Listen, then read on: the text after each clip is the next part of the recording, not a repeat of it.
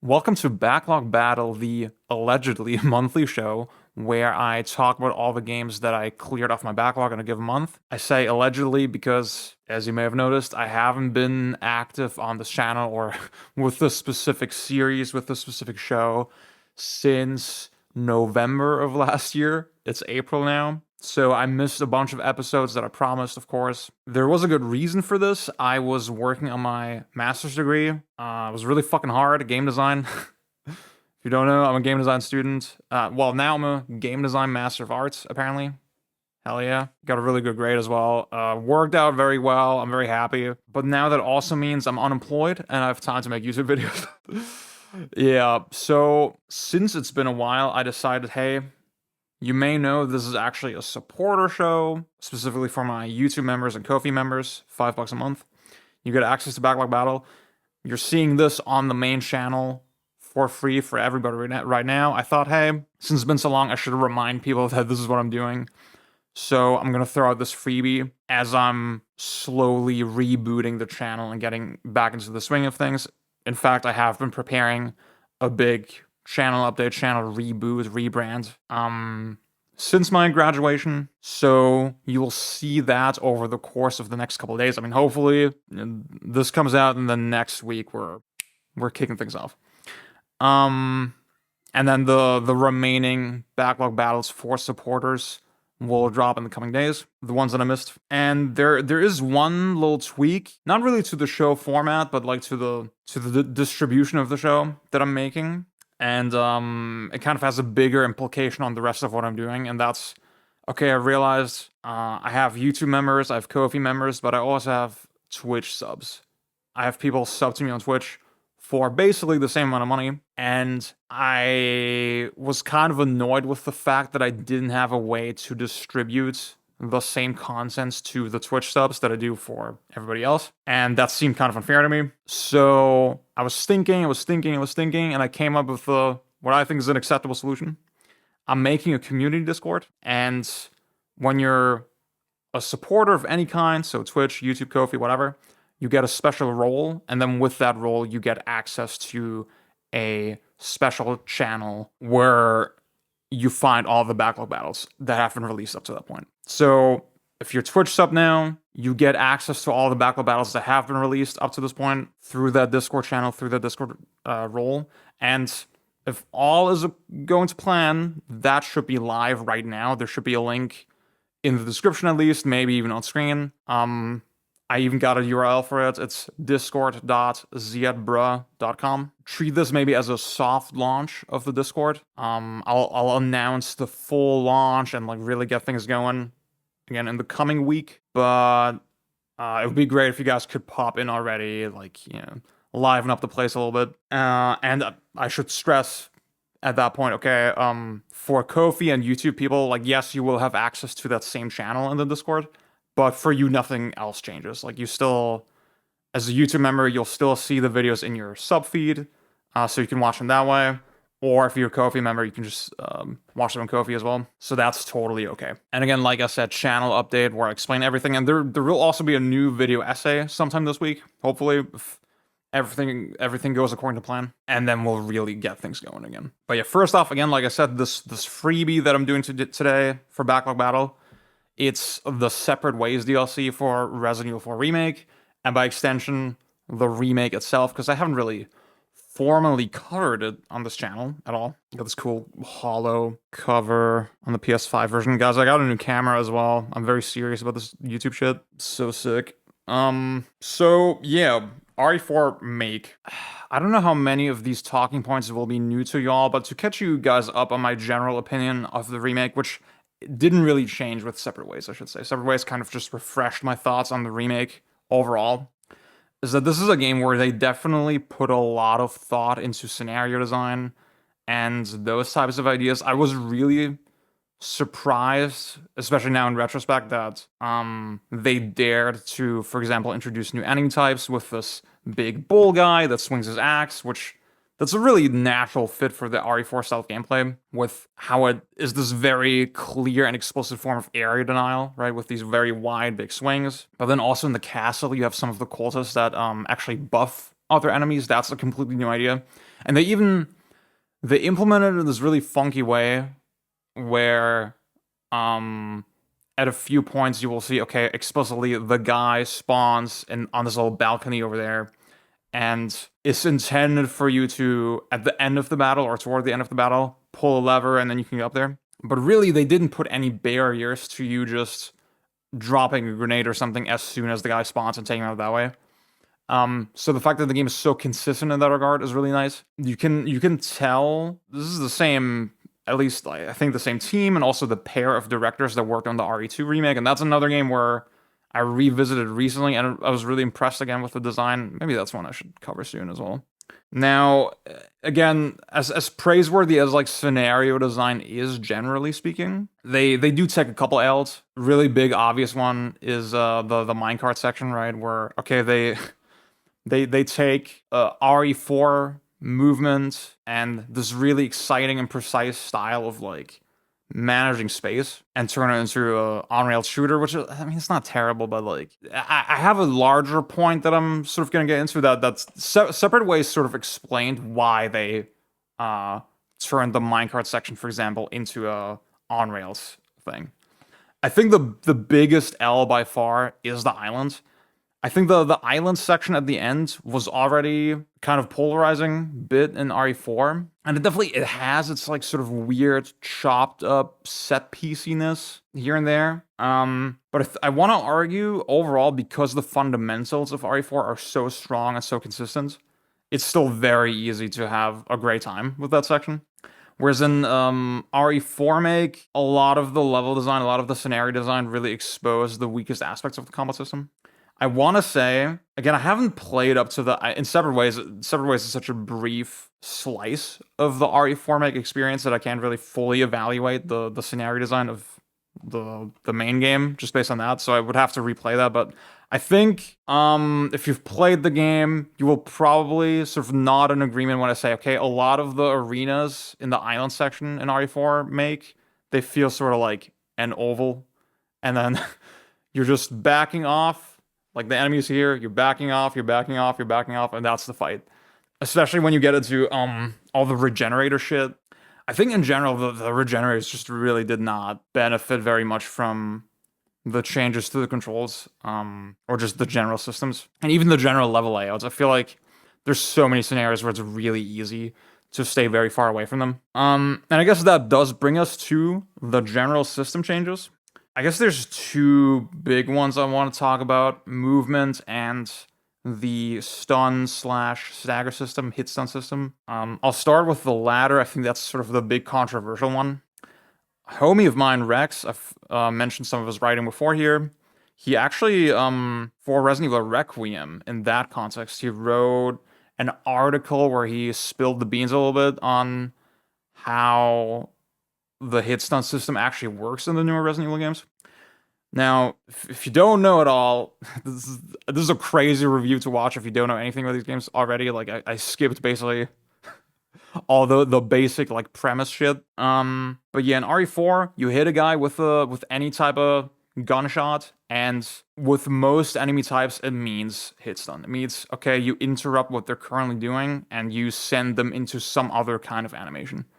That might be a brief, like a brief stagger. It might be that you do a full sort of meleeable state where they hold their eye or they fall to their knees, or you trip them over when they're running. So the exact reaction can still depend on like a couple context aspects, but usually it is okay. Every single shot will do some sort of hit stun, and there's a couple enemy exceptions.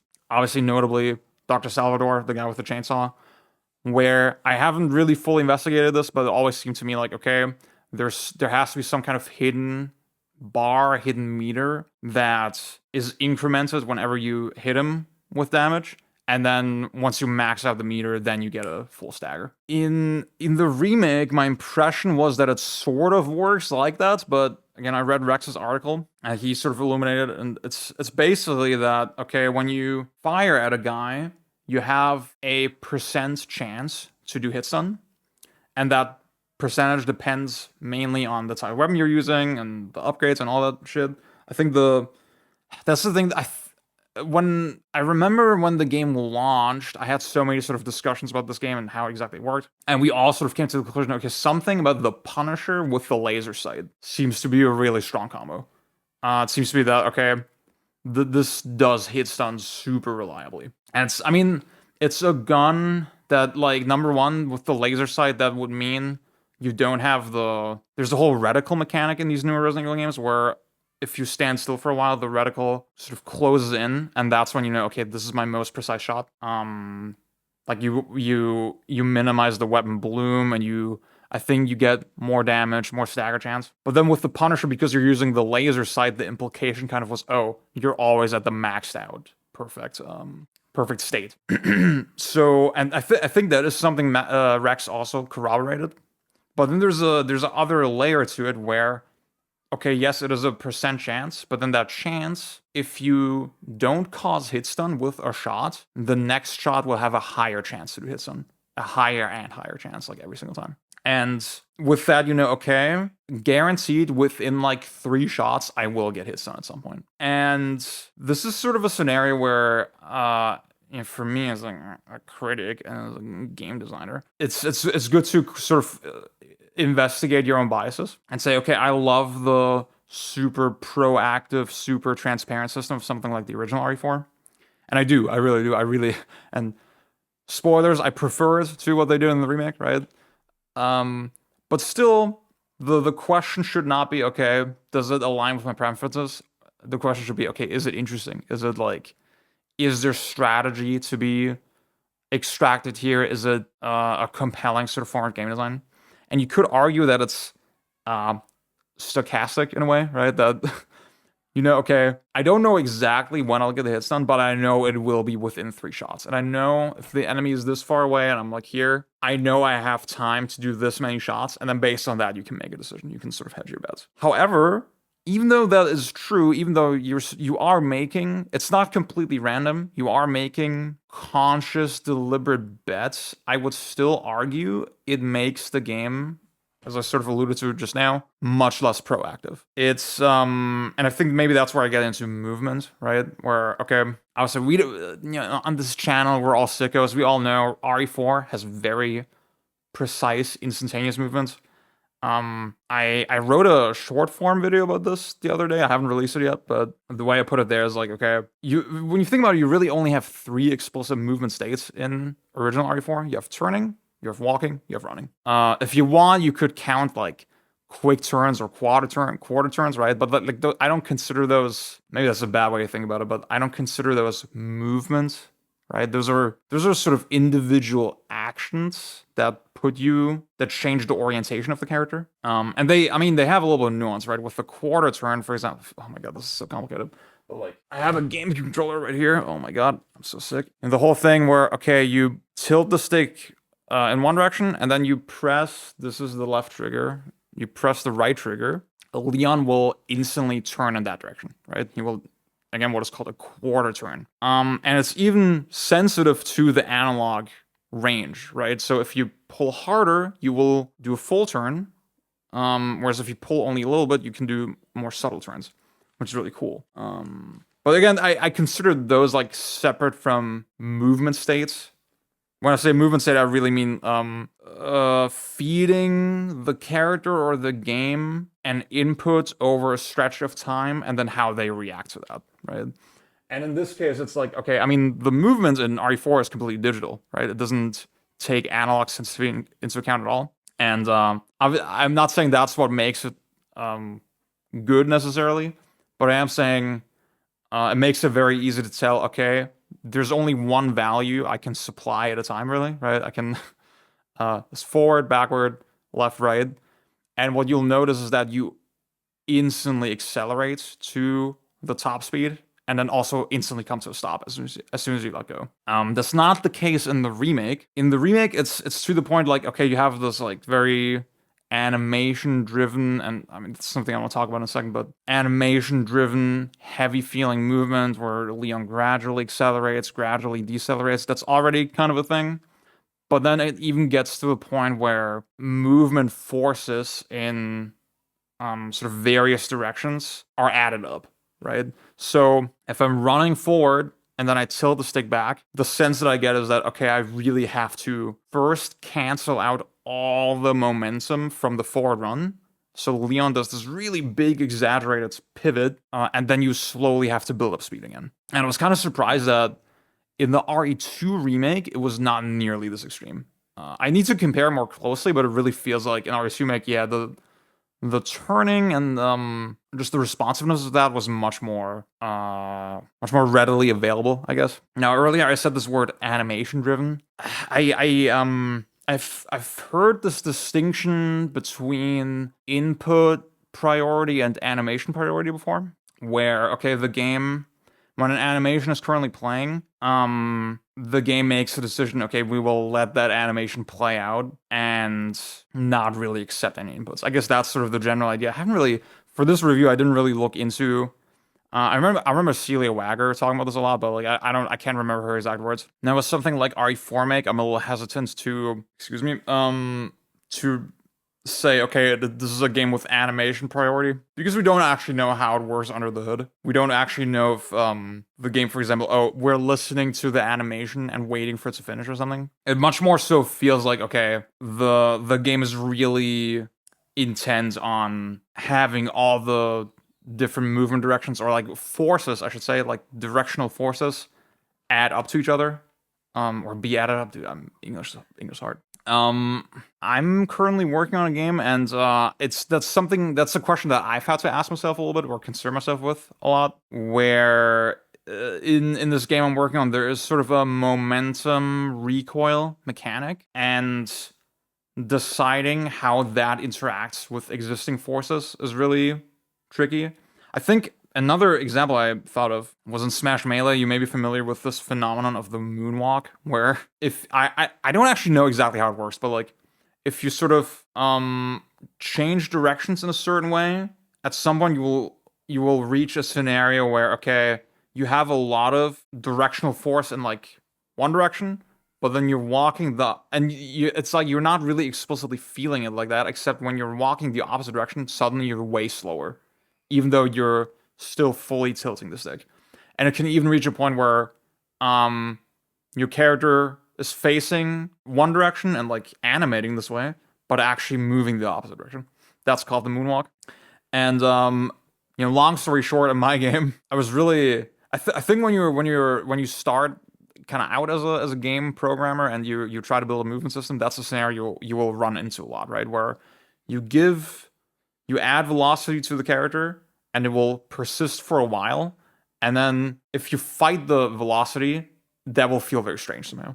And I mean, the way I ended up working around it was like, well, okay, I made everything into these very explicit states, right? Where, okay, if this sort of recoil or momentum thing is happening, I just don't accept other inputs. Or the inputs are recontextualized in a way that it's hard to explain this without like spoiling what my game is. I'm not ready to show it really yet. But I was very intent on okay, if I'm in this state, this happens with the movement buttons, right? They do something different now. And I feel like the trend really is okay. We want to make movements very natural and contextual. Like the character is always responding to their environment in a way, but it's always in this very, I guess contextual is a good way, right? Where I was thinking a lot about this with Mario 64 as an example. I was thinking, okay, why do I like pivoting and momentum and sort of leaning into turns and leaning into changes in elevation? This is a funny motion. Why do I like it in that game and I don't like it here? And that should probably be a whole topic into itself. I don't really want to get into all that. My instincts say, okay, it has something to do with the consistency of something like Mario. I know the environment has these sort of repeating shapes, and the movement has these very explicit repeating patterns. Whereas in Resident Evil 4, I don't know what Resident Evil 4 remake, I should say. Why is Leon moving his arm this way right now, and then he's responding to a wall here and blah blah. It's like all this extra shit on top. It feels like it's not a very scientific way to analyze it, but like I think you're sort of getting where I'm going with this. Okay, and all that shakes out in a way where I think the meta of this game is much less proactive. It is, I'm not diving headfirst into the horde like in RE4. I'm sort of backing away from it, right? I'm always kind of backing away from it a little bit. Um, taking my turn, hedging my bets a little bit, seeing, okay, this could be an opportunity, but it's not a game that instills the confidence in you that, if I do da, it will just work, right? Again, not unstrategic, but I don't find it quite as interesting, or, I was gonna say well considered. I don't know if that's the right word. I don't, just don't worry about that. I think another big one is that the sort of the reach and the iframes on the melee roundhouse kick are not nearly as strong as in the original. It just is a completely different meta, right? But still one that I relatively respect. I guess if I have to put it sort of in the cheesy philosophical way, is that okay, RE4 original was a beat 'em up. This is a shooter. This is a third person shooter. Now, where does Separate Ways come into this? I was sort of curious about Separate Ways for two reasons. Number one, I heard a lot of people say, okay, they restored a lot of the content that was not part of the original remake campaign. And it's also the fact that it's very tight and condensed, which makes it kind of interesting. While still, I do commend them for sort of having all the major RE4 systems in this very short campaign. You still have the upgrade shop, right? You still have the economy as an element. Now, I don't in the remake, they add all this extra shit with like extra collectibles, side quests, side objectives, where I think it overcomplicates the progression a lot. Obviously RE4, it's so funny, right? RE4 original had optional objectives. It had, okay, you can find treasure here and you can do the blue medallions there and blah blah. But it always fed into the economy directly, right? Ultimately, it was always gold or some kind of item you could sell, right? Once you say, okay, the laser sight on the Punisher is a side quest exclusive thing, and it's a side quest in a specific location where you specifically have to kill like 8 chickens. I feel like it gets to the point where okay, that stuff is basically mandatory, and it's not really that interesting. In my opinion. So, And that's, unfortunately, that is still present in Separate Ways. Now, I got sidetracked a little bit. Okay, Separate Ways itself. I will say there is a really dumb, annoying, recurring boss. I always call him the Naruto guy because he does, like, the Shadow Clone Jutsu, where he multiplies himself. He's, like, sort of the worst aspects of these games in a microcosm, where okay, it's this completely unreactive, unrepentant thing, doesn't react to your shots. You have to constantly back away from it. You have these very limited opportunities, these very rigid, canned feeling opportunities to actually engage with them. So that is kind of a black mark on the Separate Ways campaign, unfortunately. And generally, I want to say about the scenario design, one thing that was really missing for me in the main remake campaign was interstitial moments that are not combat, but then still use the aiming mechanics in a fun way. Or not, I should not say not combat, but like not combat arenas necessarily that are sort of the standard for RE4. And the big example I always thought of was that cable car section where you're on a cable car, you go down, and there's enemies coming in cable cars of their own the opposite way, and you have to snipe them or take them out otherwise. And you can like even again use your knife to deflect any axe that might be incoming or shoot them down. That sort of shit. That kind of thing was really missing for me in the RE4 make campaign. It felt like they very deliberately got rid of those types of things and focused more on just arena combat. And what's funny is that in Separate Ways, that exact sequence that I was always thinking of, they bring that one back, and it shows why they cut it in the first place, because it really does not play to the strengths of the mechanics at all.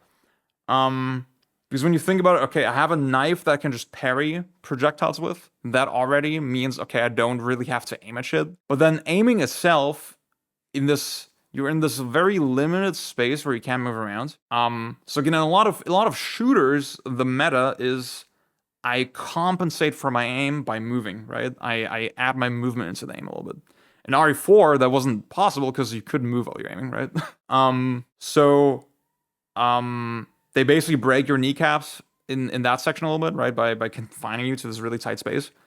But then you realize, oh my God, everything is super far away. Everything is super tiny. In terms of like the scaling is very strange compared to something like RE4 original. I'm not sure what exactly is the reason there.